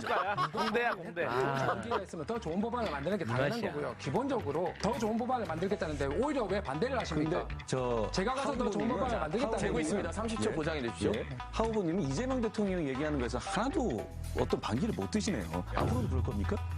제가 이 말씀을 주셨습니다. 30초 보장해 주십시오. 네, 30초 보장해 주셔야 되니까. 네. 자, 30초 제겠습니다. 저는 여러 가지 코멘트를 드리고 있지만 이런 걸 하셨던 분이 반기를 드네 만에 이렇게 얘기하는 게 말이 되겠습니까? 그네 만에. 실제로 한동훈 오, 많이 준비하셨네. 내 거 다 막아내네. 역공이 있네. 와, 나 요거 때문에 깔끔했어요. 나 솔직히 평택 때문에 스트레스 많았는데 큰 위로가 되더라. 아니 근데 저는 30초 그 답변 말 그거 시간을 안 지켜주는 후보는 또 간만에 보네요 진짜. 아, 요거 아주 좋았습니다. 아, 네, 스트레스가 하정우 확 후보가 풀려. 본인이 아는 것에 대해서는 아주 또박또박 말 잘하는 스타일이에요. 네. 600번의 토론, 강연을 다녔던 사람이라서 말 잘해요. 그리고 이제 AI 시대 아닙니까? 그런데 그 퇴행적 질문을 또 합니다. 한동훈이가. 심합니다. 요거 짧게 보겠습니다. 대한민국 주적은 누굽니까? 이거 어려운 문제 아니거든요. 국방부 엑스에 북한군과 북한 정부라고 나와 있는데 그걸 왜 또 물어보십니까? 다시 한번 아직도 물어봅니다. 철저한 30분 30초 부탁드립니다. 정확하게 나와 있고 그리고 안보 환경이라는 게 유연하게 바뀌기 때문에 이 부분도 고려해야 되지 않겠습니까? 그럼 지난 정부에서 드론 달려가지고 안보 위기 만든 거 그건 어떻게 하시겠습니까? 알겠습니다.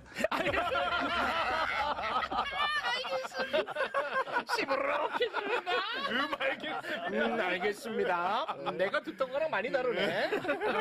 이제 외롭잖아. 예. 외로우니까 이제 박민 씨한테 쓱 갑니다. 너는 내가 잡자. 박민 씨한테 가가지고 아니 회심에 정말 센스가 있는 공격 카드를 딱 꺼내. 아, 박민 씨한테. 이렇게 재치 있는 공격은 너네 못 봤지 하면서 딱 꺼냅니다. 네. 그런데 여기서 두들겨 맞아요. 아, 요거 아주 꿀맛입니다. 네. 함께 보시죠. 박민식 후보님께 제가 한 가지만 말씀드리겠습니다. 만약에 하정우 후보, 한동훈 후보 둘 중에 한 명이 당선돼야 한다면 박 후보님 누가 되길 바라십니까? 저는 둘 중에 누가 돼야 된다고 생각한다면 저는 박 후보가 돼야 된다고 선수죠. 생각해요. 아니 저는 박민식이 되리라고 한 달짜리 끝다방처럼 내려와서 이 절박한 북구 문제 발전시킨다 하는 거는 국민들이 신뢰를 안 합니다. 선배, 그건 제가 알고 있는데 그런 잠시만요. 부분에 대해서 둘 중에 누구를 박민식이 한동훈을 떨어뜨리고 아니죠. 그거는 마타도입니다. 저는 박민식을 아니 저 선배님 둘 중에 저는 선배님이라고 했잖아요. 선배님 주거리 막거리 해야지. 선배님 저 아닙니다. 선배님이라고 했잖아요. 내가 됩니다. 아 요걸 아이고. 덕분에 내가 아주 그냥 스트레스 확 풀렸네. 아 정말 꿀맛이다 꿀맛. 예. 평생 이런 얘기만 하고 살고 싶네. 아, 사실 좋잖아. 어제 저 TV 토론의 수준은 전반적으로 좀 낮았어요. 네. 낮았는데 한동훈이 일종의 반칙을 쓴 거죠. 근데 하정우 후보가 정말 대응을 너무 잘하더라고요. 잘했어. 예. 혹시 뭐 비하인드 있습니까? 일단 하정우 후보는 이제 스킬적으로 무조건 나는 나가서 한동훈을 규정하고 온다. 한동훈에게 뭐 구질구질 뭐 변명 듣지 않는다. 난 무조건 규정하고 오겠다. 딱 그 전략으로 갔는데 역전했습니다. 근데 무엇보다도 한동훈이 너무 무시를 했어요, 사람을. 그렇기 때문에 허점이 드러난 거예요. 근데 누가 조언을 했는지 모르겠는데 좋은 코치가 있었던 것 같아. 그러니까 TV 토론, 선거 토론 할 때는 이렇게 면접 보는 게 아니거든요. 그러니까 상대방이 나한테 질문을 하면 상대방의 질문 취지에 맞게 대답을 하는 게 정답이 아니에요. 보통 이제 공부 잘했던 사람들이 그 덫에 걸리는 수가 많은데 상대방이 어떤 질문을 나한테 어떤 형식으로 하는 거는 나를 자기 코너에 몰아넣는 거거든. 그럼 그 코너에 싸움 얻어맞게 돼 있어요. 그때는 빨리 클린치를 해서 빠져나와야 돼. 보면 묻는데 답을 하는 게 아니고 자기 얘기를 해버리잖아. 저게 그러니까 이 후보자들 토론은 사실 정상적인 의미의 토론이 될 수가 없어요. 그렇기 때문에. 그래서 수준이 낮아지는 건 불가피한 거고요. 그러니까 상대방의 공격을 받았을 때 말이 질문이지 공격이잖아요. 그럴 때 그 코너를 빨리 빠져나와서 자기가 유리한 코너로 이동한 다음에 매기는 거죠. 그게 전형적으로 판넬 들어보인 거 있잖아요. 뭐 이재명 대통령한테 뭐 놓으라고 뭐 당연히 어쩌고저쩌고 야지 놓을 때 그 코너에서 아닙니다. 저는 할 수 있습니다. 이렇게 말하면 바보야. 제가 그럴 만한 일이 있으면 그렇게 하겠습니다. 이러면 바보야. 그냥 제가 이런 거 하신 분이 할 말을 아니라고 생각합니다. 그게 자기 코너로 끌고 가는 거예요. 그래서 이제 스킬 면에서 누가 저 TV 토론 준비를 시켰는지 모르겠는데 상당한 선수가 코치를 한 것 같아요. 저는 그런 느낌 받았어요. 그래서 한동훈도 이건 예상 못했는지 준비 많이 했어. 그리고 표현도 이렇게 하셨던 분 아닙니까도 아니고 이랬던 분이 반기를 드네 마네. 약간 그 짜증 좀 좋았다. 짜증 좀 근데 좋았어. 제가 보기에 한동훈 전 대표의 가장 큰 약점은 다 예측된 질문을 한다는 거예요. 아무 새로운 게 없잖아요. 새로운 게 없어요. 야, 한동훈 대권 후보라고 했는데 저는 대권 후보 아니라고 생각하거든요. 당연하죠. 사이즈가 아니에요. 네. 질문하는 거 보면 큰 틀이 없어요. 예상하지 못한 게 없어요. 그 대응하지 못할 것도 없어요. 네. 좀 아래다. 저는 너무 그렇게 표면이 그런 거 아닙니까? 그냥 사실 판단인데 가치 판단이 아니고 내가 보기에 거의 사실 판단에 가깝습니다. 그거 가치 판단이죠, 그거는. 자, 이제 시간이 조금 많이 흘러가지고요. 네. 이제 정리를 좀 하면서 마무리를 좀 지어야 될 것 같은데 우리 유시민 작가님 혹시 뭐 끝으로 하실 말씀 있으실까요? 끝으로 이제 우리 오늘 평택을 때문에 얘기 많이 했는데 네. 민주당 마음에 안 들죠. 물론 다른 당도 다 마음에 안 드는 점이 있겠지만 민주당도 하는 게 되게 마음에 안 드는 거 있을 거예요. 저는 이제 어떤 느낌을 받냐면 민주당이 어떤 고민을 해야 되냐면 박보영 교수가 하신 말씀이 핵심인데 다양한 이해관계와 서로 다른 지향을 가졌지만 큰 틀에서 우리 현대사의 네 대통령, 지금 이재명 대통령까지 포함해서 들을 좋아하는 시민들, 또 그 대통령들과 일체감을 느끼는 시민들의 유대, 연합, 이걸 어떻게 묶어서 한국 사회를 좋은 방향으로 가게 할 거냐. 이게 정치 세력, 정당들이 해야 될 제일 중요한 고민이에요. 네. 그러려면 뭐 서로 간에 대화를 잘하고 인적 교류를 하고 뭐 평소에 뭐 입법에서 연합을 하고 이것도 중요하지만 네. 안정적으로 생존할 수 있는 환경을 만들어줘야 돼요. 그래서 저는 이제 민주당이 이것만 해줬으면 좋겠다 싶은 게 네네네. 각급 중요한 장선거, 국회의원 선거, 대통령 선거, 자치단체장 선거에 결선 투표제를 도입하는 선거법 개정을 해라. 그러면 단일화니 뭐니 이런 것들 다 필요 없잖아요. 각자 다 나와서 해보고 누구든 이 진영에서 2등하는 후보가 있으면 그 사람으로 다 모으면 되잖아. 그러니까 맨날 작은 정당들이 소선거구를 하니까 맨날 사퇴 압박을 받잖아요. 지금 진보당, 조국혁신당 후보들 지금 전국적으로 다 사퇴하잖아요. 네. 이거 얼마만한 억압인지를 한번 생각해 보시라고요. 그분들이 적은 수의 국민들의 지지를 받는다는 것은 현실인데 적은 수의 지지를 받는다고 해서 그것이 틀린 건 아니잖아요. 그러면 민주주의라는 게 좋은 게 오늘의 소수파가 내일은 다수파가 될 수 있는 가능성을 열어주는 제도라는 점에서 좋은 거잖아요. 그럼 지금 우리 선거제도가 어마어마한 억압으로 그 작은 정당들을 압박하고 있고 선거 때마다 그 혜택은 민주당이 독식해왔어요. 지금까지. 이걸 풀어줘라. 그러면 아니 꼭 이 방안이 아니더라도 무언가 다른 생각을 가진 사람들이 자기 나름의 정당을 만들어서 이 제도 속에서 존재하면서 시도해볼 수 있는 생태계를 만들어주고 그 생태계 안에서 중심이 되어서 이런 연합정치를 통해서 항구적으로 민주개혁 세력의 어떤 그 집권을 열어나갈 수 있는 이런 방안들에 대해서 고민하고 제안하고 대화하고 토론하고 국민들에게 설명하고 이런 노력을 1도 안 하고 있다는 것이 제가 지금 가지고 있는 제일 큰 불만이고요. 네. 아쉬움이고. 네. 근데 이제 저는 어떻게 생각하냐. 이 세상에 다 마음에 드는 게 어딨어. 아니 우리 아버지라고 우리 엄마라고 내 마음에 다 드나? 그렇죠. 우리 형이라고 누나라고 동생이라고 다 마음에 드나? 자기 남편 자기 아내라고 다 마음에 들어요?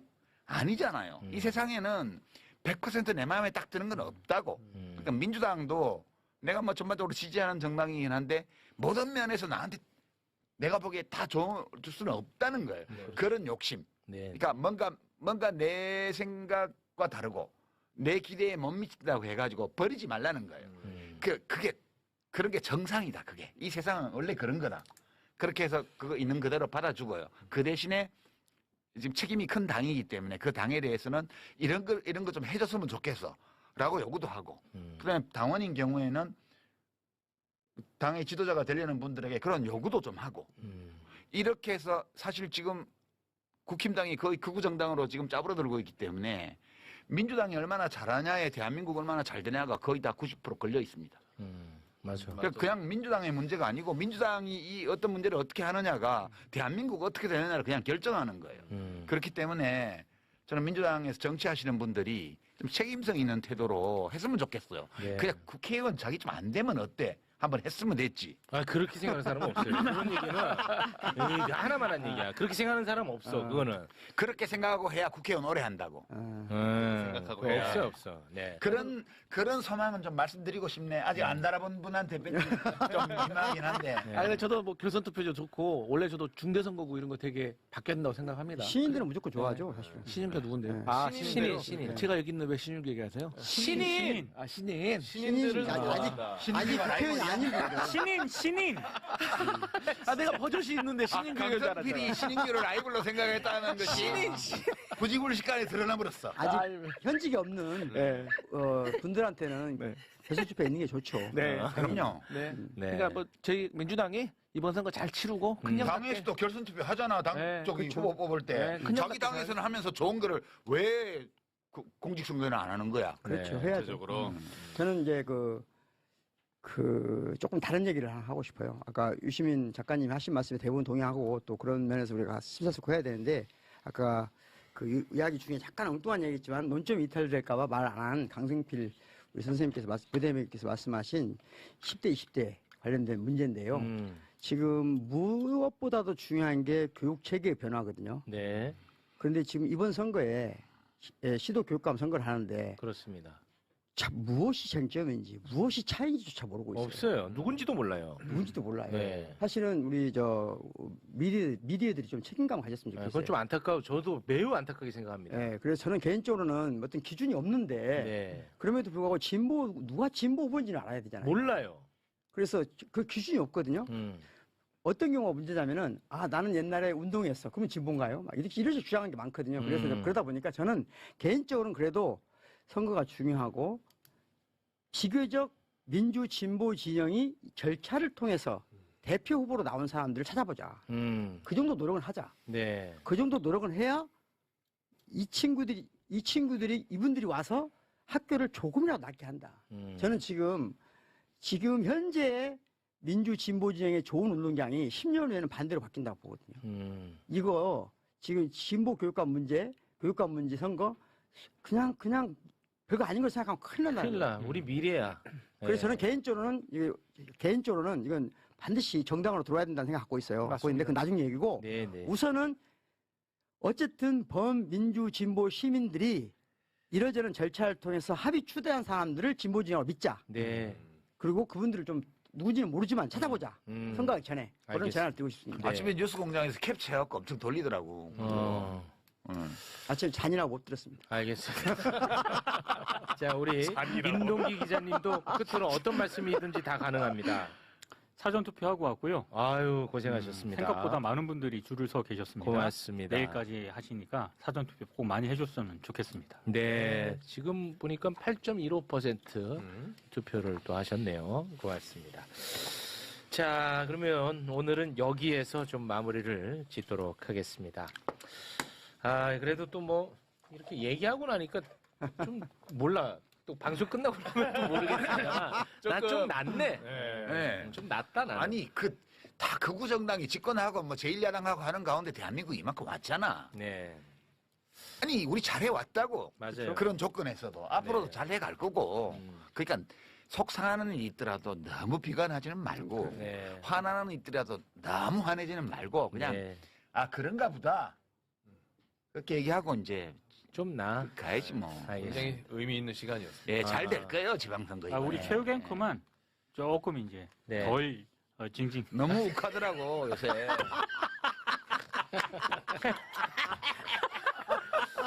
죄송합니다. 방송 네. 중간중간에 과호흡이 와요.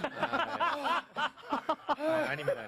오늘 진짜 저한테는 뭐 굉장히 좋은 시간이었습니다. 네. 네. 강성필 대변인님도 네. 뭐 해야 되는데 말 참거나 그런 건 없었죠. 예. 뭐 예. 물 흐르듯이 너무 좋았습니다. 너무 좋았어. 아니 뭐 정편수계가 이 정도시면 됐지. 네, 고맙습니다. 자, 그러면 네 분과 여기서 인사 나누고요. 저희는 이제 광고 보고 영화 이야기 하겠습니다. 오늘 함께 해주신 네 분 진심으로 고맙습니다. 고맙습니다. 고맙습니다.